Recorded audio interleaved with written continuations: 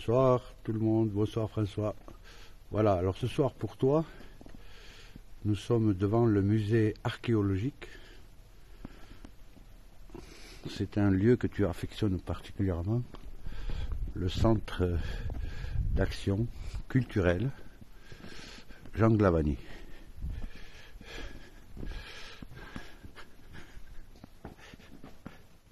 Voilà.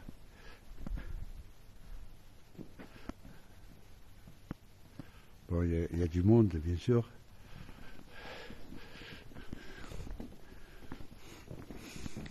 À l'intérieur, il n'y a que des vestiges de l'ancienne civilisation.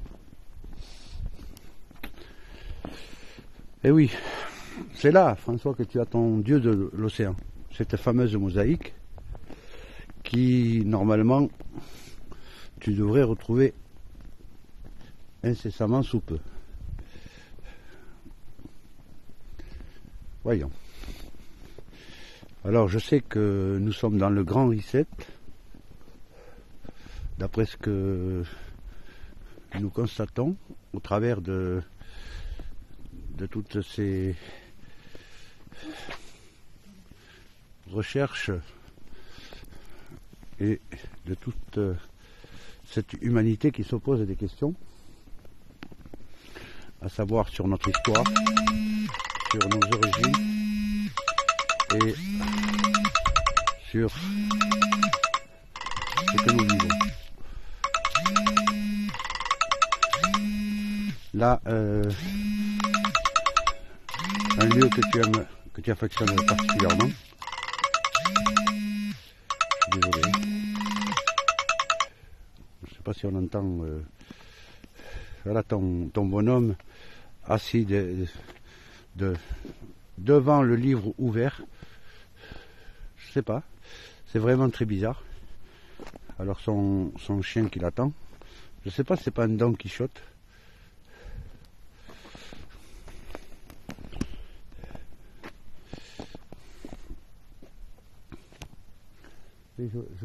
J'apercevais tout à l'heure la lune, mais légèrement, hein, pas beaucoup. Enfin, si je peux la voir. Voilà. Je me souviens, François, que tu aimais particulièrement cette sculpture de ferraille. Donc ce sont des outils agricoles qui ont été réutilisés.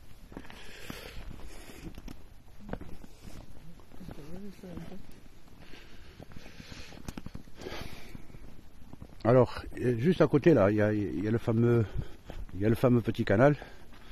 Parce que toi, François, tu es spécialiste dans les canaux. Que ce soit ici dans le sud-ouest ou alors à Toulouse, avec le canal du Midi et toutes les différentes digues.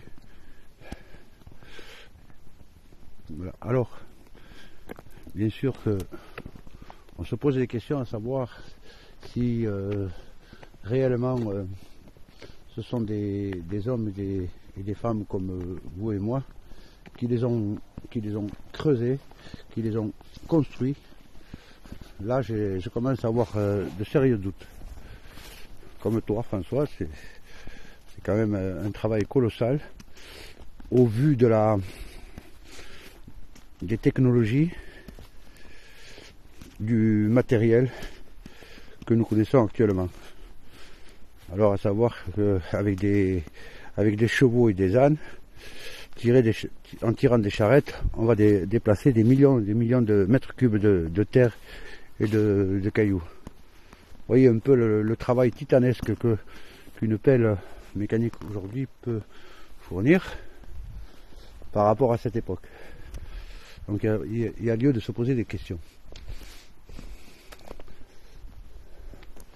Alors je reviens sur les traces et sur les conversations que nous avons eues souvent, sur les techniques, les technologies. Il est impossible qu'au travers d'une préhistoire inventée de toutes pièces à l'homme, que l'homme puisse acquérir des savoirs et posséder autant de connaissances sur de simples hasards. Ça, c'est ce qu'on nous apprend à l'école. C'est ce qu'on apprend à tout le monde depuis des générations. Qu'en est-il réellement, si ce n'est que impossible, mais vraiment impossible?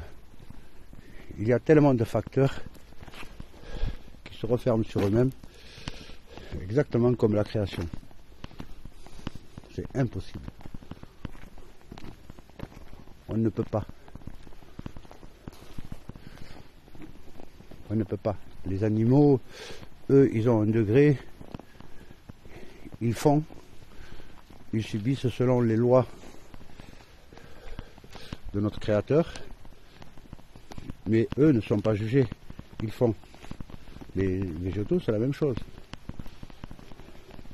Tandis que nous sommes dotés d'une conscience, nous sommes dotés d'un esprit, nous sommes dotés d'une forme d'intelligence qui n'est pas donnée à tout le monde. Hein. Ça, je vous rassure, parce que au vu des résultats actuels, il y en a qui mettent beaucoup de temps avant de s'en rendre compte. Alors, les remises en question sont tout à fait légitimes, car de tout temps, l'homme se devait accomplir ses tâches de réflexion,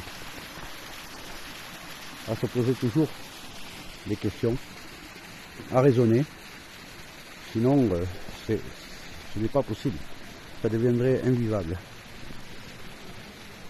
Tiens, il y a quelqu'un qui a oublié ses chaussures ici.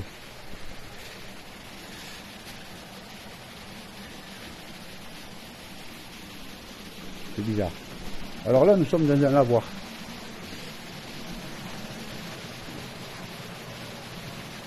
Voilà. Bon, je ne fais pas très longtemps.